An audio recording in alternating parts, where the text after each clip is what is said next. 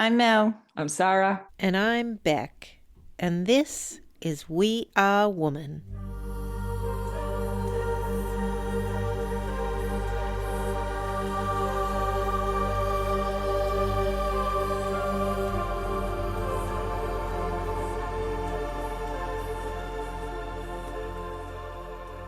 Welcome back to the We Are Woman podcast.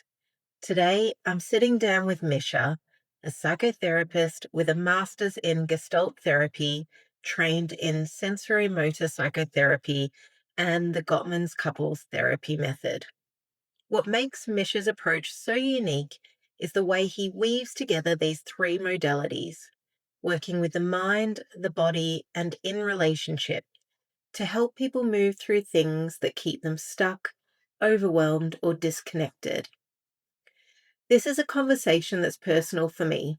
I've had the privilege of witnessing Misha's work firsthand, and what struck me is his rare ability to hold space for really deep, complex pain while also making room for lightness, humour, and humility. That balance is something I think we all need more of. In this episode, we get into relational trauma, the body as a conductor, why insight alone often isn't enough to create change, and what it really means to move through the world in connection with others.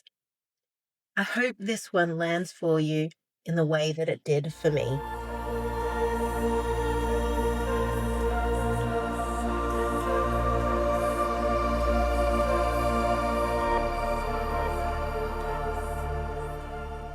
Misha, thank you so much for being here today. I'm so excited to be in the position where I get to have this conversation with you because, just from a personal perspective, I've had the pleasure of witnessing your work, and you've supported me through some of my tougher times. And something that I'm really struck with, and actually not only am I struck with it, but I have learned from it and implemented into the ways that I work, is just the amount of awareness and presence that you have in the work you do, which we'll get into that work.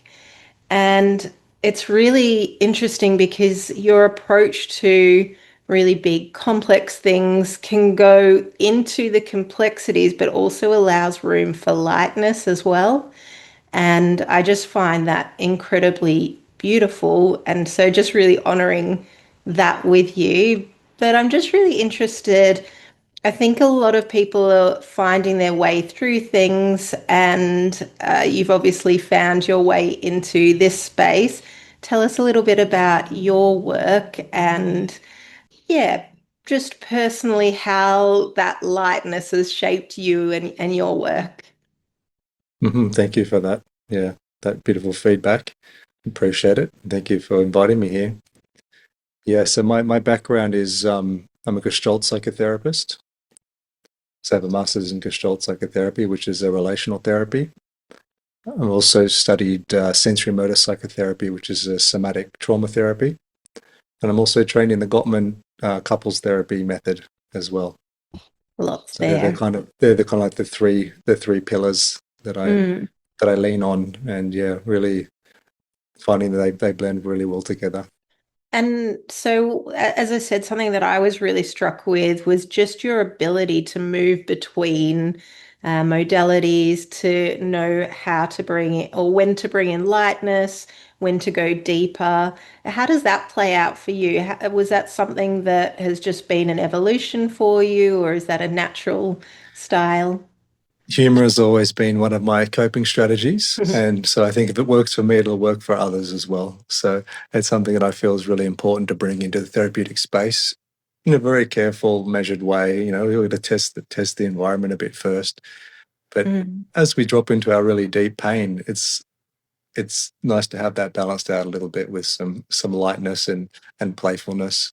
Yeah, beautiful. And what I like about the modalities that you bring together is it's both that top down and bottom up approach, which I think having the synergy of both really supports people to grow and move through things, because sometimes we can analyze things to death, right?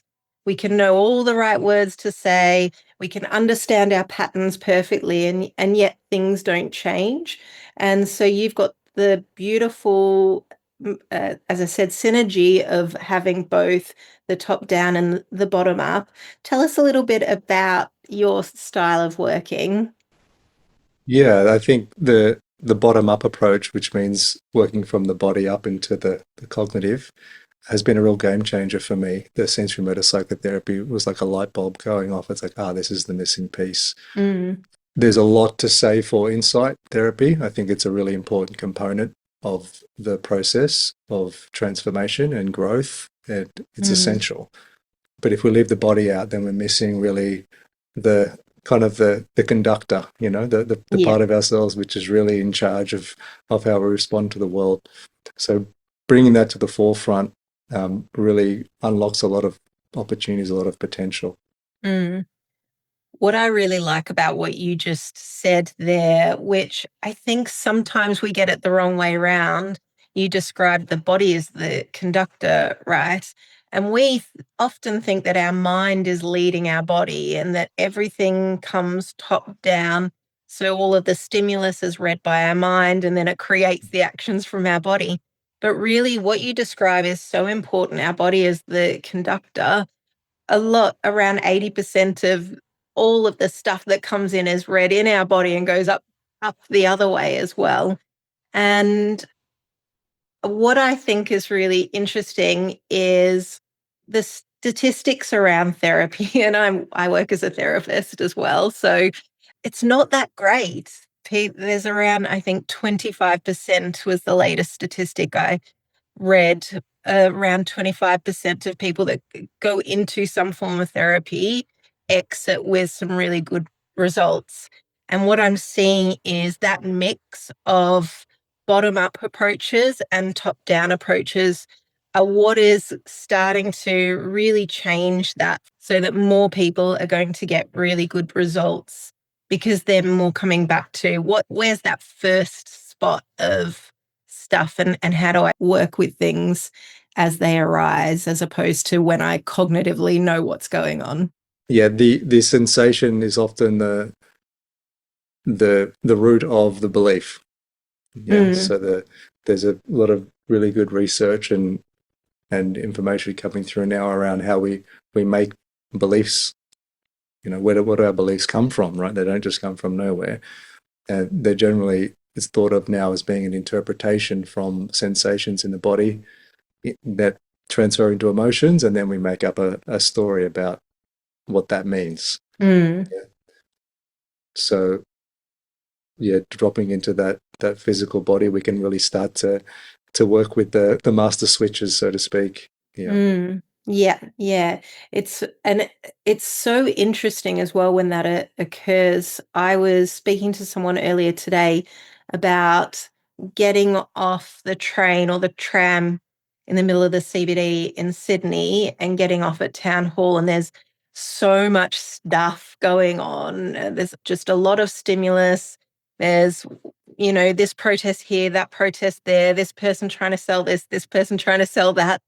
And even before I've consciously realized it, I can feel my whole body tighten as I hop off the tram there.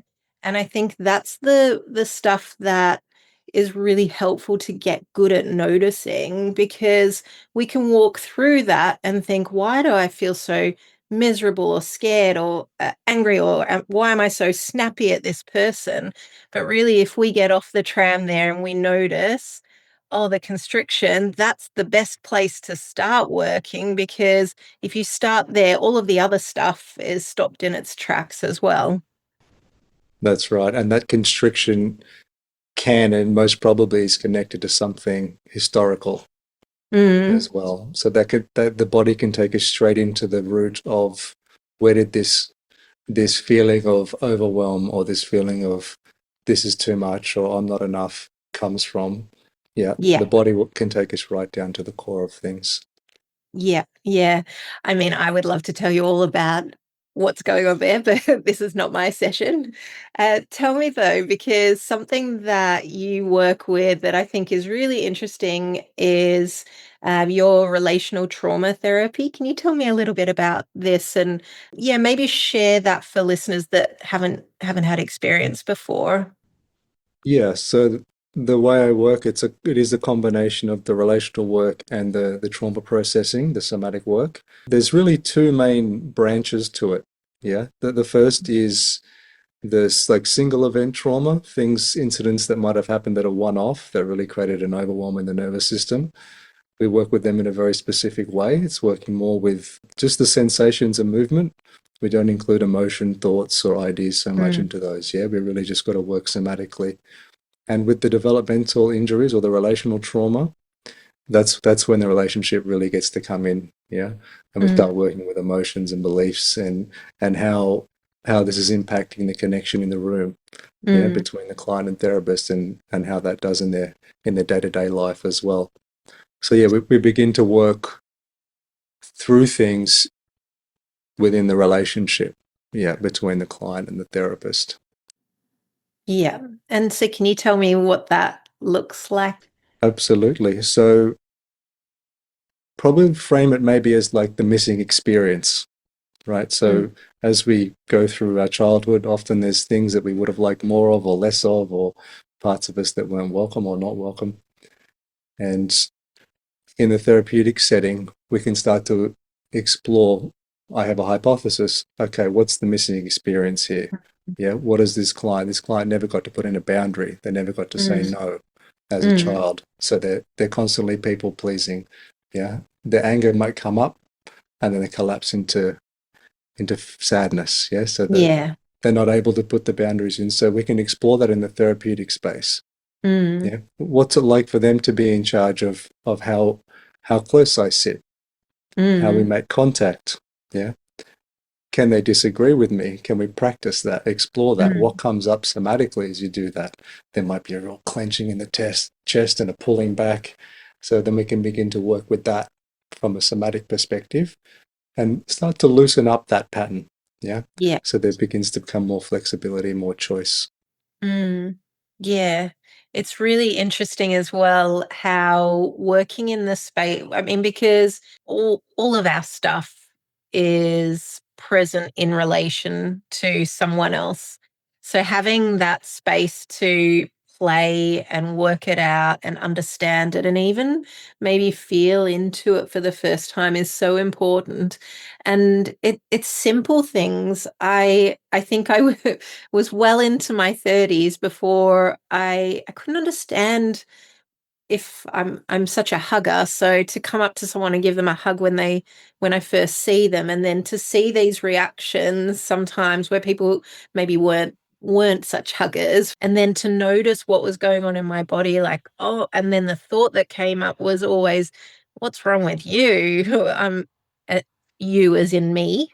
And then the blame and the shame that would come up from Mm-hmm. simple things like just going in to hug someone. So that relational piece is so important. And really I see it as understanding our own stuff and maybe, as you said, putting in boundaries for the first time or whatever that looks like. But it's so beautiful because it is our stuff in relation to others. And that's where we get to sort of hold ourselves in power. That's right. That's where most of our sense of self comes from.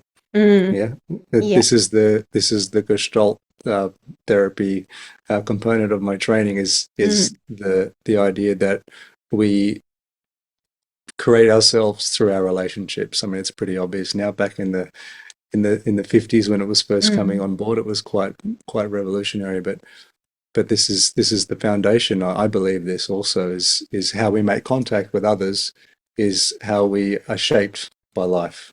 mm, Yeah. So we explored the quality of that contact, which parts are allowed in, which parts aren't. Yeah. mm, And it's all one big experiment. Yeah. So we use lots of different experiments in the therapeutic space to see what feels good, what doesn't, where am I able to lean in, where does it feel really hard? Yeah. mm. Yeah. Yeah. It's we call it a safe emergency. So it's a container where it's like a sand pit. Yeah, we can Mm. explore, we can play within Yeah, and see what we can discover. amazing. I wonder, are there any themes that are coming up recently with your clients and the work that you're doing? Obviously, with as much as you can tell us. Yeah, I do see a consistent theme of female clients that come to me looking to find repair with the masculine.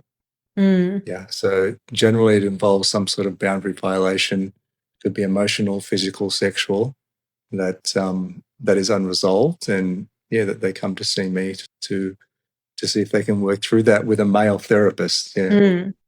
I really love that you mentioned that. And just from my point of view, that was part of the reason why I chose to work with you. And I just found it so healing to work with someone.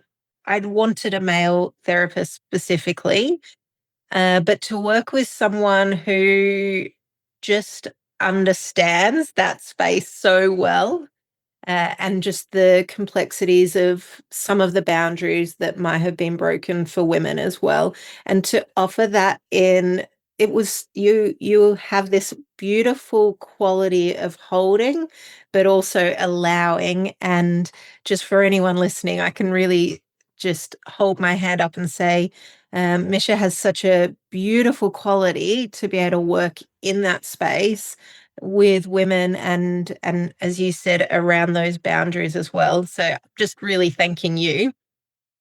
But what I'm really interested in as well is, thanks, how do Pete. we know? You're very welcome. How do we know that? Because boundaries are such a loaded word at the moment, right? It's everywhere. And I think there's a quality of people understanding that we are in a position where we can honor our own boundaries, but where do we go from, okay, yes, I'm honoring my own boundaries, to I'm just going to boundary everything? And where is that sort of beautiful medium? How do we understand that? That's a really good question. Yeah, I think a lot of that comes down to, are my boundaries fixed? Am I Mm, responding the same way in every situation with my boundaries? Yeah, mm, am I able to adapt my boundaries? This is really what it kind of comes down to for in the therapeutic work that I do, is supporting others to come into their full range. Yeah, mm, this is kind of what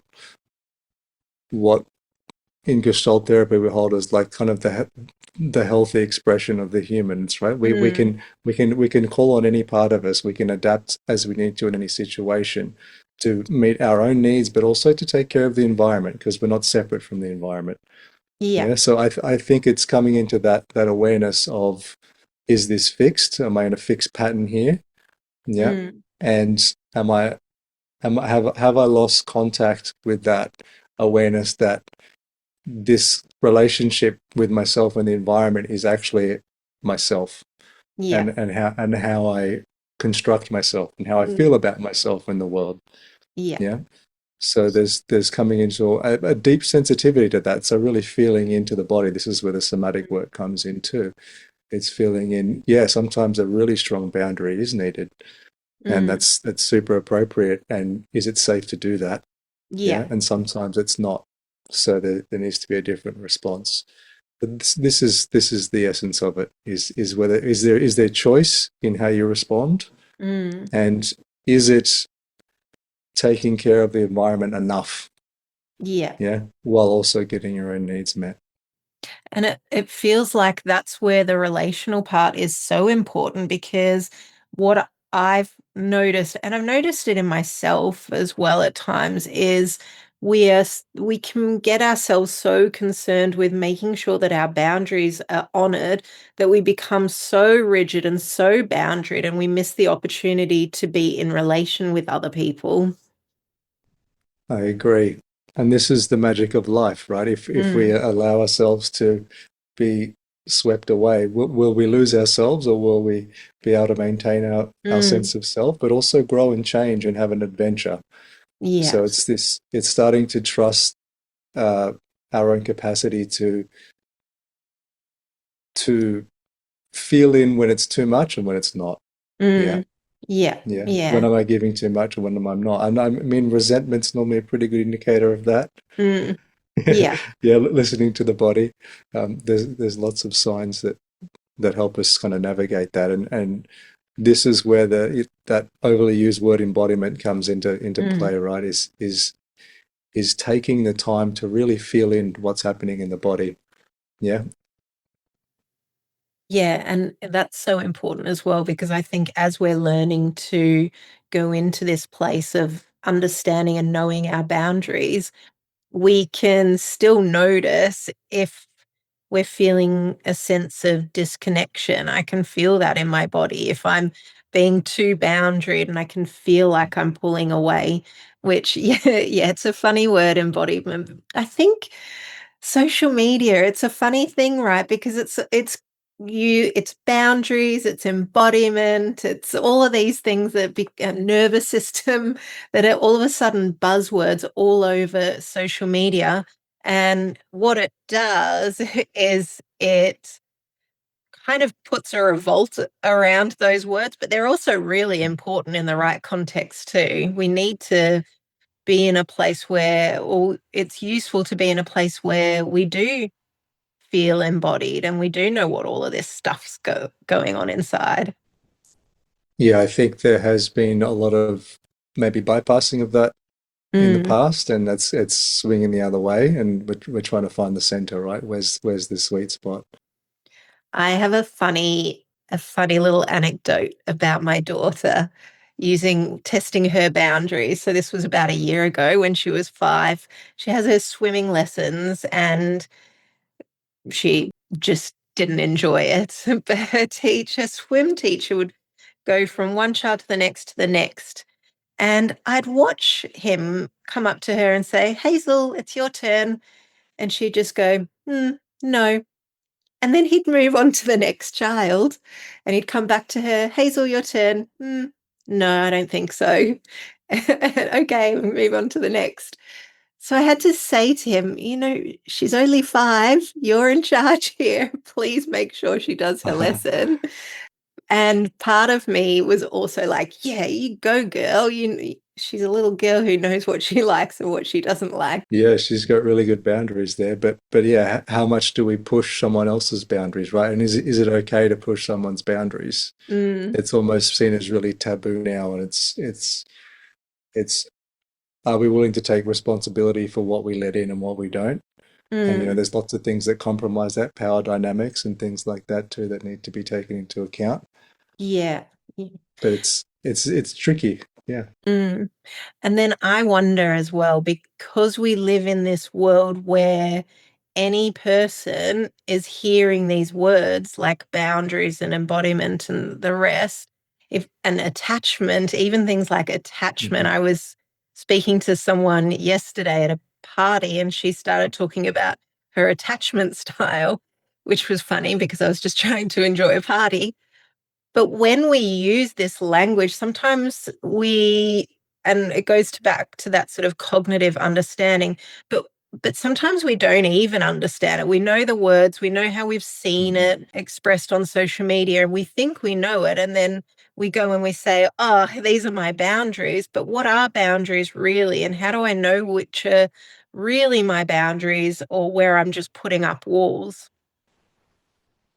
Yeah, and yeah, when do we actually get the time to be with them and really to feel into them? Yeah, Mm, and there's so many different messages that come from the environment, from our parents, from culture, from the media mm, that shape that and create a lot of confusion mm, about what that is. That I guess comes down to this presence with the other. mm. Yeah, Yeah. yeah, this presence with the other, and I don't want to go too woo-woo, but coming back to that, we are in this together. Mm. We are Yeah. creating this together, and how do we both find a way to feel satisfied in this? Yeah, Mm. Yeah. yeah. So when people come and work with you in that relational model, I know that there's different types of psychology where someone might be doing, for example, working with chair work where the chair becomes the other and the other might be their husband or their child or whatever that looks like. Is that the role you take on in this work, or is the role that you take on something different? And yeah, could you explain how that might be different to that? Yeah, I do use techniques like that. It could be an object that the person gets to relate to, as though it could be a part of themselves, or it could be someone in their lives or their past that they're relating to. And also the capacity to be vulnerable and in intimacy in the real connection in the room between the Mm, therapist and the client. So it could be things like, what's it like for you to share this with me now? Yeah. mm, What do you imagine I'm making up about this? Then we mm. can start to uncover maybe some of the deeper layers of core beliefs and things like that and start to work with them. Yeah, it could be practicing what's it like to lean into connection. Mm. Yeah, in this way, in the way that Yeah. hasn't been available. Yeah, maybe bringing the sadness into the space or bringing Mm. the anger in, which hasn't been received. So it's like this is the missing experience, which can be met. It can be very reparative.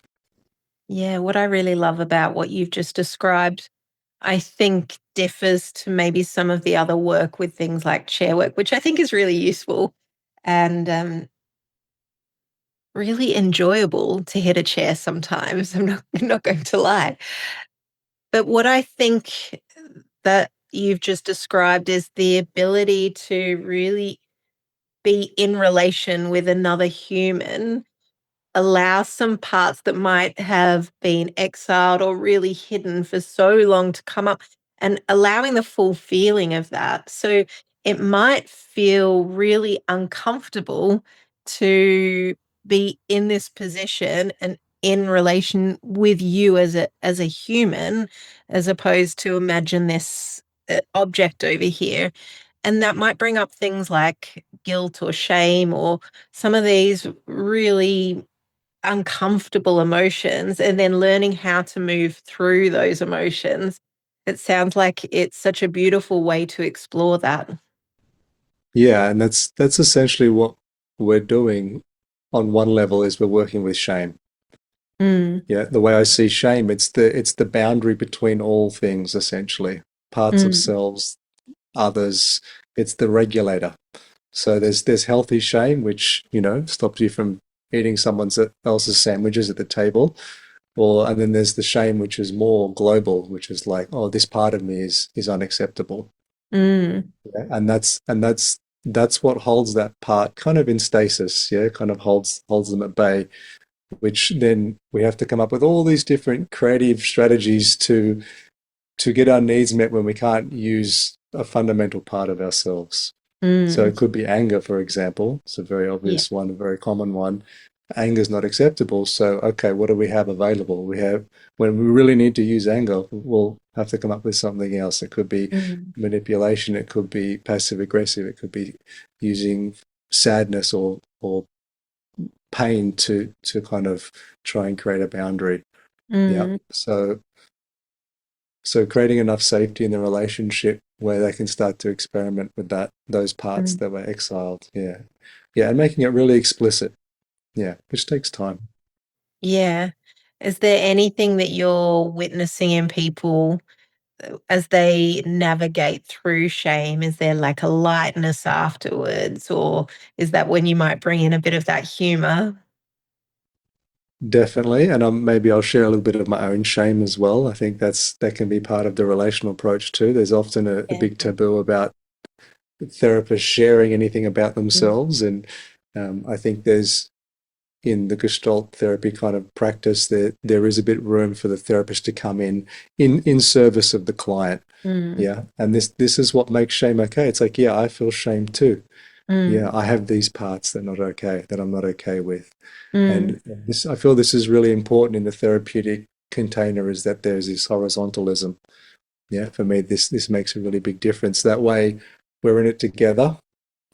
Yeah, I'm not the rescuer, and they're not the victim. We're mm. working through this together.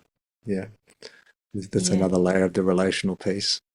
Yeah, that's actually so beautiful. It's something that I struggled with early on in my career. that it was so specific, the boundaries and the ethics around how I had to work and what I could say and what I couldn't say around my own experience.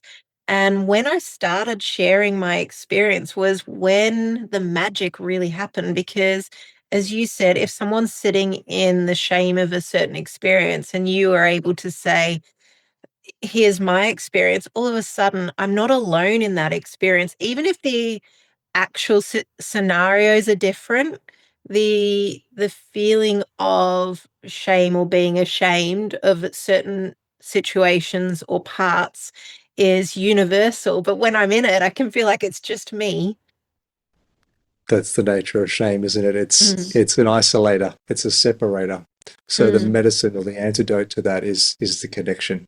Yeah. yeah, yeah, Yeah. And the allowing of whatever it is that wasn't okay to be there.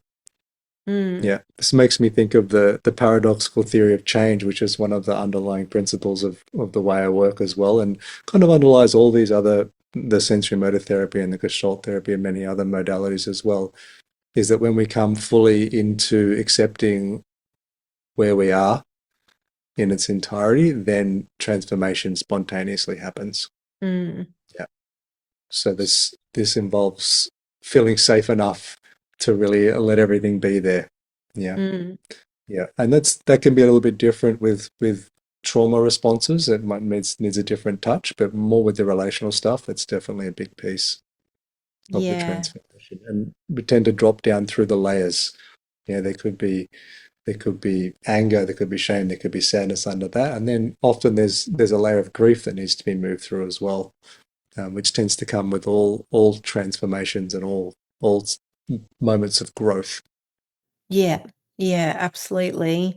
I'm really seeing some of what you've just described a lot at the moment with clients that might be experiencing sort of postnatal anxiety or postnatal depression. I mean, I personally don't like the labels, but the sort of lows or the anxiety that comes after having a baby. And what comes up is the shoulds and shouldn'ts. I shouldn't feel this way. I should love Mhm. my child. I should be doting, all encompassing love for this little person.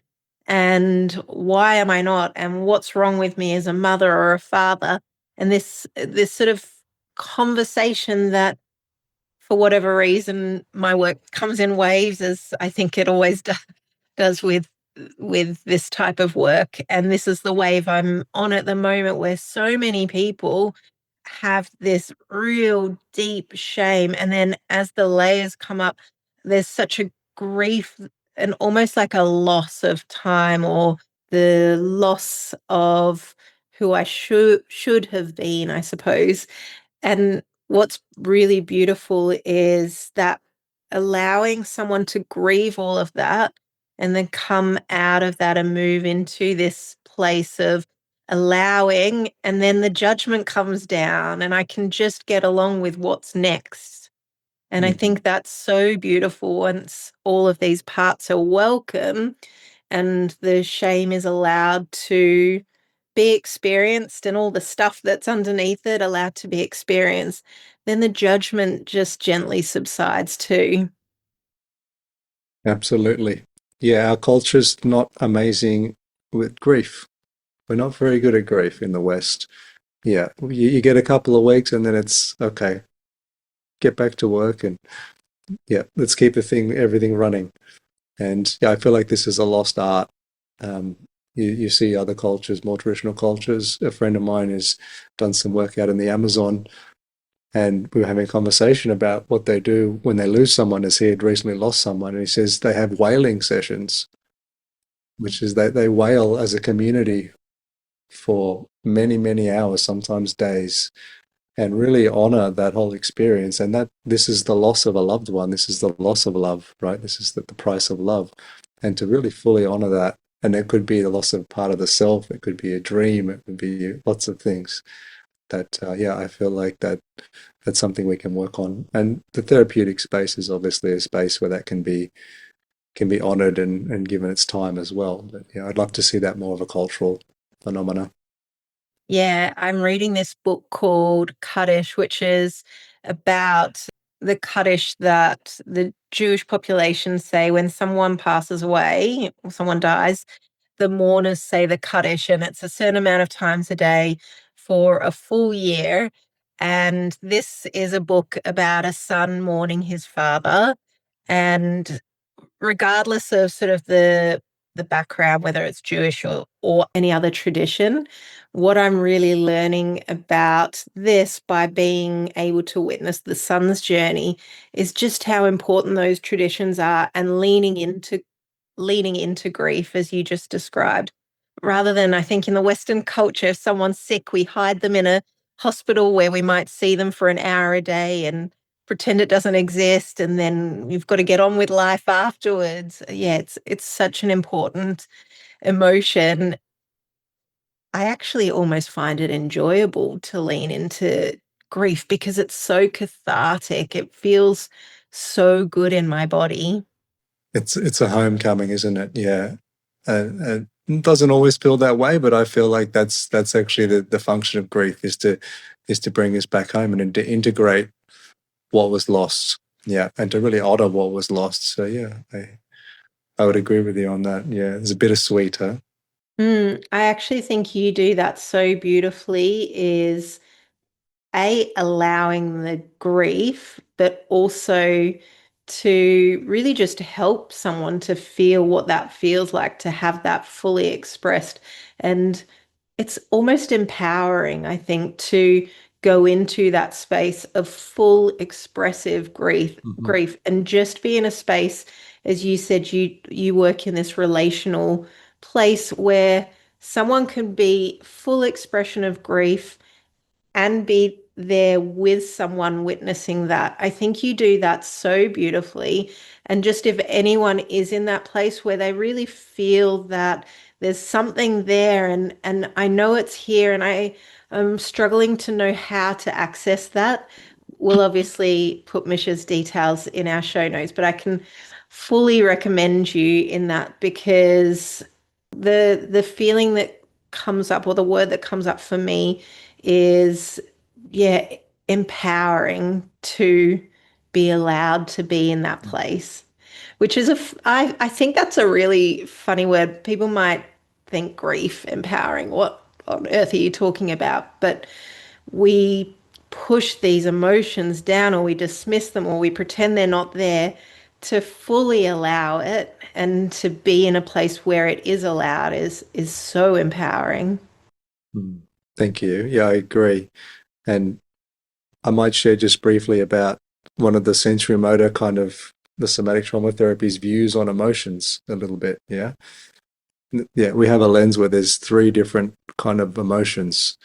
There's the primary emotion, which is kind of what you were speaking about. It's the really deep kind of core of the self, yeah, which feels actually really kind of could be painful, but there's something satisfying about feeling it. It completes. Yeah, it sequences into something, into relief, into insight, into like expansion. Yeah, these are the ones that we really want to be in touch with and let move through, right? And then if they're not allowed to be there, then we've got to come up with a strategy, and we call those patterned emotions. So these are things that we come in like, okay, I can't feel that. Okay, I can feel this one. This one's acceptable. So then we default to that one. It could be, so if the grief isn't allowed, it could be a sense of frustration or it could be an anxiety. Yeah. So, but these don't go anywhere. These just loop and loop and loop and loop. Yeah. So if you notice yourself looping the same emotion over and over and over again, maybe there's something underneath that that's actually calling that might not feel safe enough to really fully feel yet. Yeah. And generally it takes a lot of support, yeah, to for that to feel okay. Yeah, a lot of holding. So yeah, that made me think of that as you described that this is a lot of the work I do with people. It's we explore the patterned emotion, the adaptive strategy, and how you've done such a good job of um, avoiding this thing and organizing around this situation that wasn't ideal in your childhood or in your life. And oh yeah, there's a lot of pros and cons to that, huh? And then as we fully allow and deepen into that, then we can get access into the primary emotion, which is where the relief comes and the transformation comes. And and yeah, it can be very quick too. It can be very fast once we get there. Yeah, yeah, with the right conditions.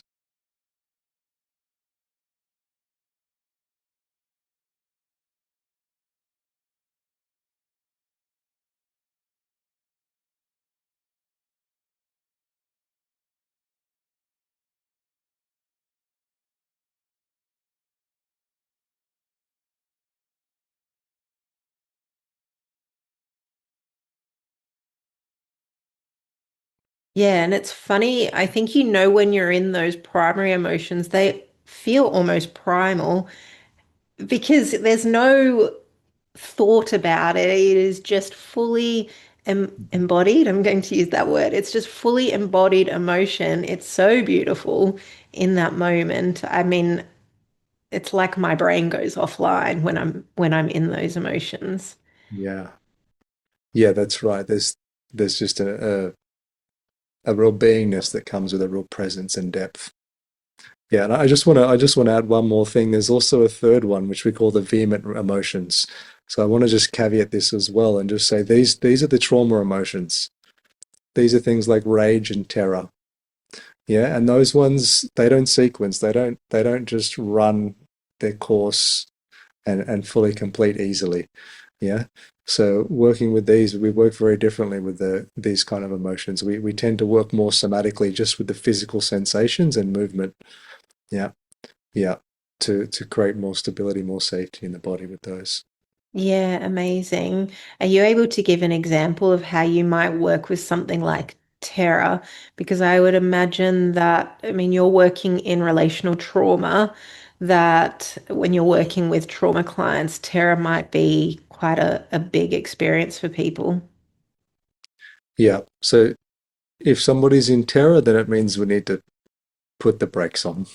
Yeah, we need to bring them back into the room, into the here and now, because often the terror is about something from the past, or it could be an anticipatory terror. But really coming back into the present moment, connecting to the here and now, moving the body. So we basically we're regulating, we're resourcing. Yeah, we don't work with terror. Yeah. So the way I would work with it is the terror is associated to an experience or an incident, maybe. Yeah. Sometimes people don't have memories of it, but we find out a bite-sized piece that can be tolerated. Yeah, so when working with trauma, it's really important that we just work one slither at a time. Yeah, and that could be way before the trauma even happened. Yeah, so coming back to a memory of the trauma, and then maybe the morning of an event or an incident. Yeah, how are they doing? Yeah, and then starting to map that. Yeah, before going anywhere near the full event, which is going to overwhelm the nervous system and bring them into full fight and flight. And from that place, we can start to build capacity. Yeah, yeah. And it could be just feeling the vibration in the finger, yeah, as opposed to this huge, intense welling in the chest or whatever else it might be.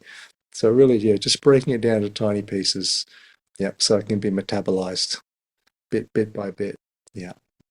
A really interesting experience that I've noticed in myself, and I had this conversation with a client recently, is as they're coming back into, if we're doing an exteroception exercise, for example, and just bringing them back into safety in the here and the now, which is what you just described.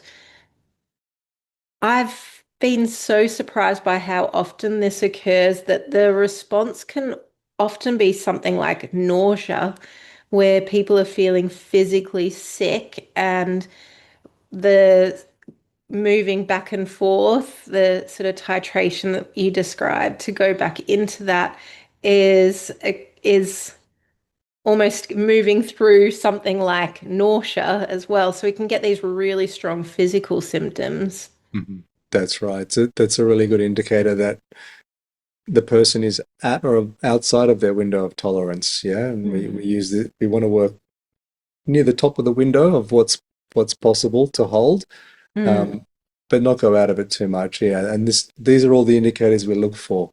as you were saying, like this attunement to what's happening in the nervous system right now. What am I noticing? What am I feeling in my body as I sit with them?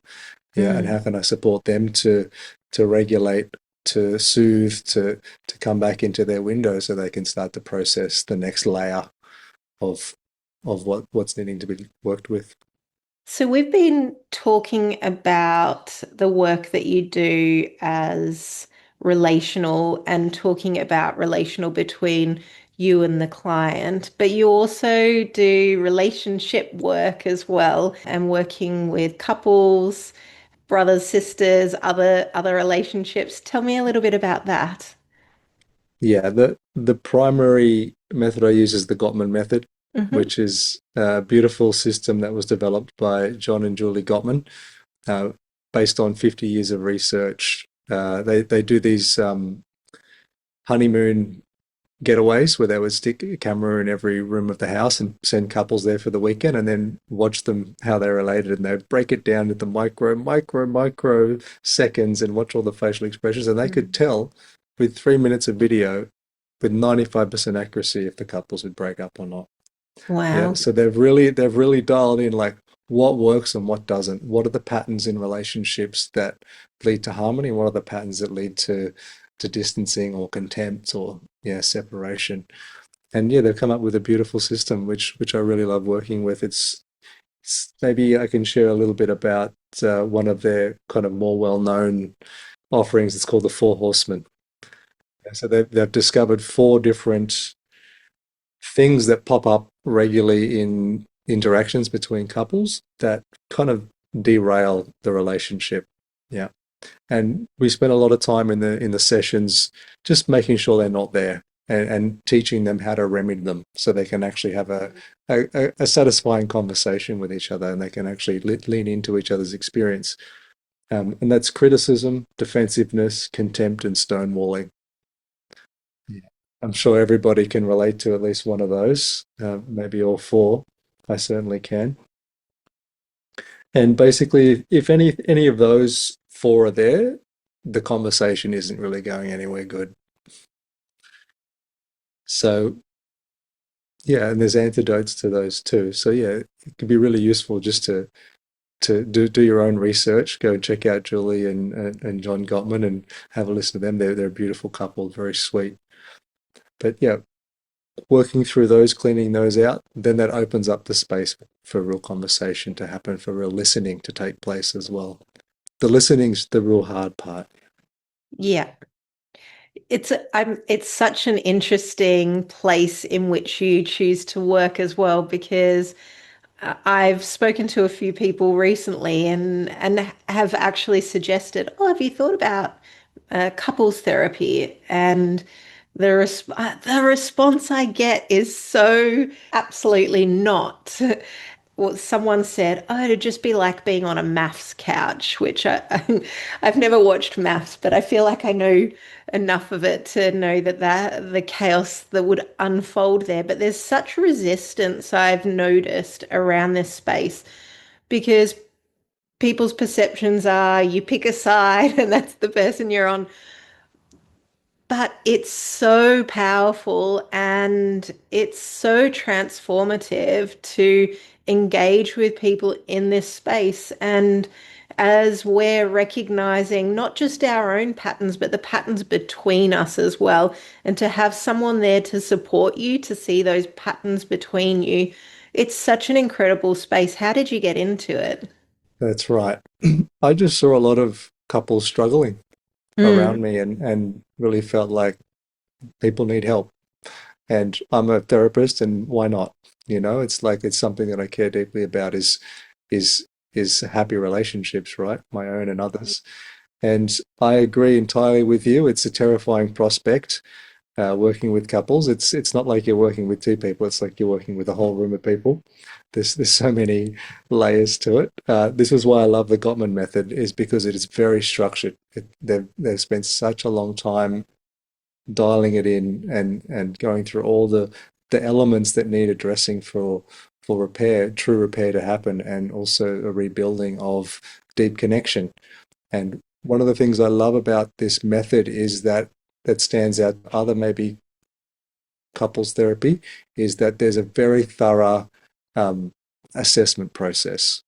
So we do a very thorough questionnaire which covers every aspect of the relationship online. Each one does it separately. They don't get to see each other, so I just get to see them. And then we do an interview with the couple, and then we do a history of each couple individually before the relationship. So by the time you get into the room with them, you know this response is connected into this part of their childhood with their mother or their father, and you can really start to illuminate all of these dynamics for the couple in the room. And the way we work is the couples are doing all the work together. They're not talking through me, they're working together and I'm supporting that process. Yeah. So that kind of takes a bit of the pressure off the therapist, right? Yeah. Yeah. Yeah. And it's beautiful because this is the element of this is the state dependent learning. Yeah. So this is the same with the somatic therapy and in the couples therapy. They need to be doing the learning real time in the relationship. Yeah. Yeah. Talking about how to do things and then going off and trying to do them isn't going to work. They need to practice it in the room. Yeah. Yeah. While they're activated. Mm. And yeah, this is how we work. Yeah, it's such beautiful work. I've been working with siblings recently, and I think what you're describing about the witnessing the change in that relationship, it echoes out because we are all relational. It echoes out through every relationship as well.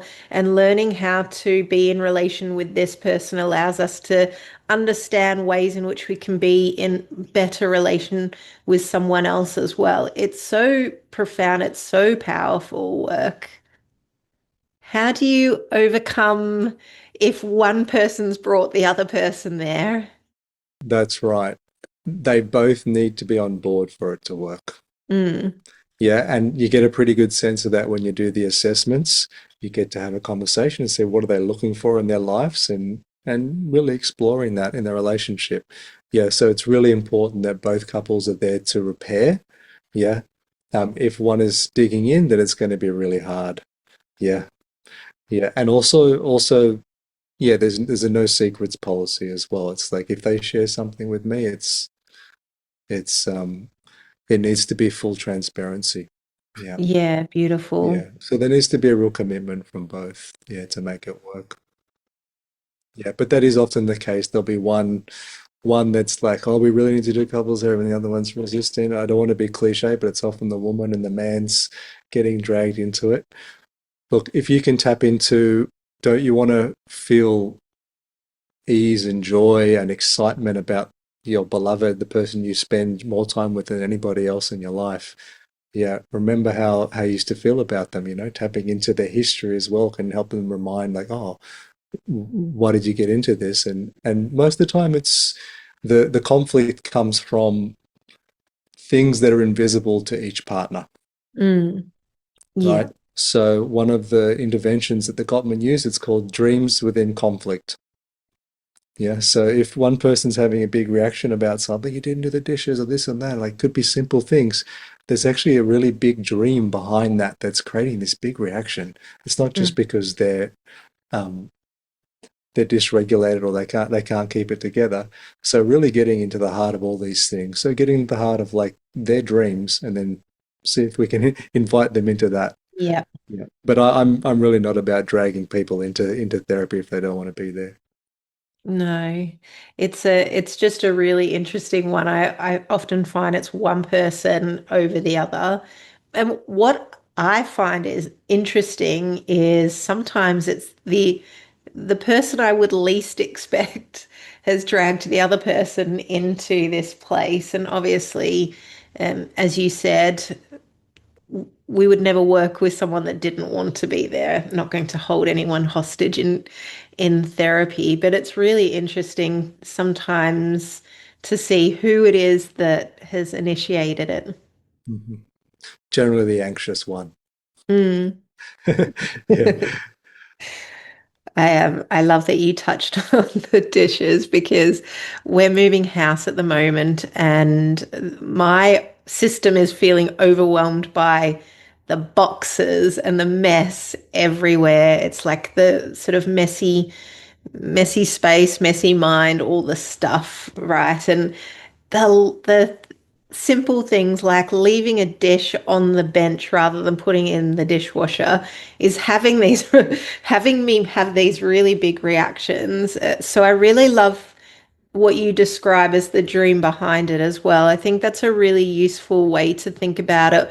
When we do have those really big reactions, sometimes we can witness it after the fact. Oh, that's interesting. I just spent 5 minutes yelling about this glass here or whatever it is, to be able to recognize. And again, if I go back to that space of, for some of us, we can feel that guilt or judgment after the fact, which I know I fall into the trap of sometimes. It was only a glass, Beck, just leave it. But then to be able to think about what the dream was behind it, okay, my space is this and it's overwhelming me. I think that's so Yeah, beautiful and important. absolutely. And that can really help the one receiving the yelling to think, Mm, oh, wow, there must be something really important here that I'm missing. Yeah, which can yeah. create a much more softness too, huh? Yeah. Yeah. I had this conversation with someone the other day because just over the last few months after what happened in Bondi, I was really not myself for a number of months afterwards. And I was talking to someone about, they had kept on me about things like, oh, you're not doing this or you're not doing that, or whatever it was that was coming up. And I felt really judged, like, oh my God, this person's really judging me. And we had a conversation after the fact, and they had said, oh my, I didn't want you to feel like you were being judged in that moment.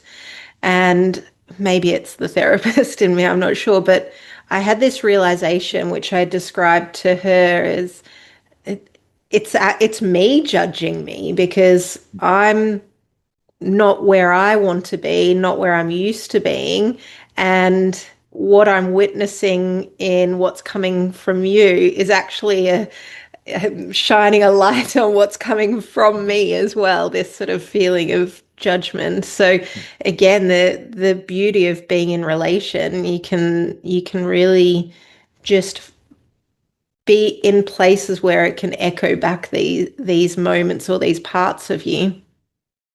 Absolutely. So we've spent a lot of our time talking about how we move in relationship with one another.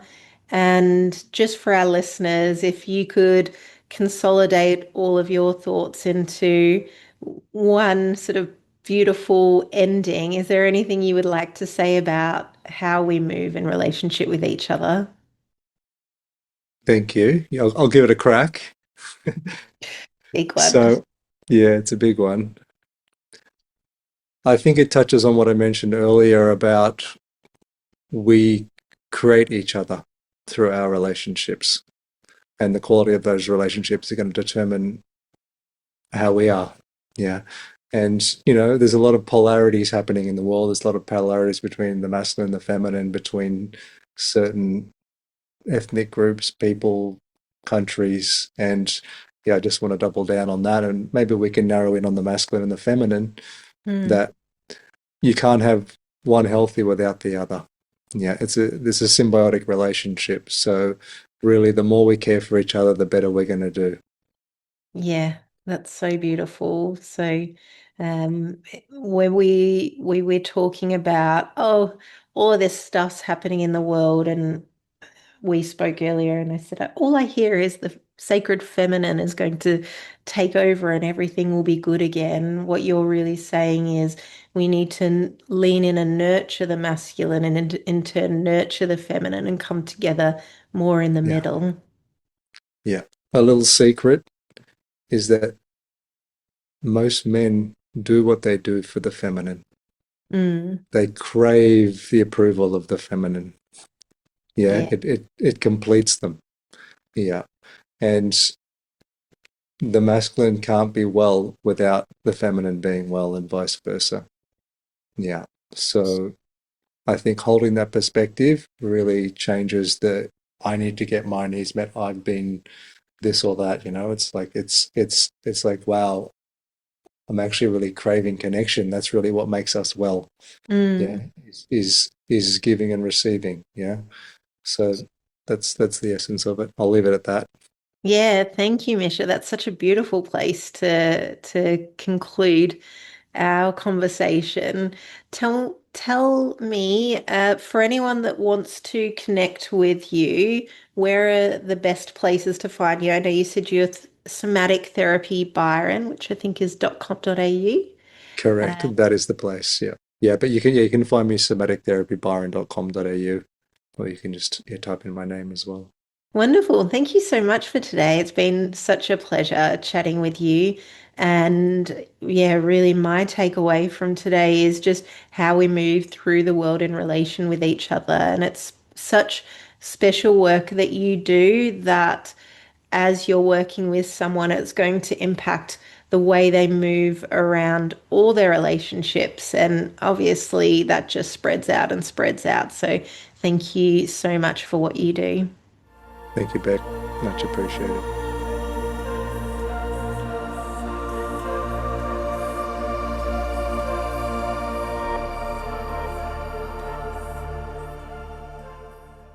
Thank you so much for tuning in to today's conversation with Misha. I hope what he shared has given you something meaningful to sit with, whether it's a new curiosity about the body's role in healing or simply a reminder that real transformation happens in relationship. If you'd like to connect with Misha or explore working with him, you can find him at somatictherapybyron.com.au or simply search his name. As always, if this episode resonated with you, please share it with someone who might need to hear it. We'll see you next time.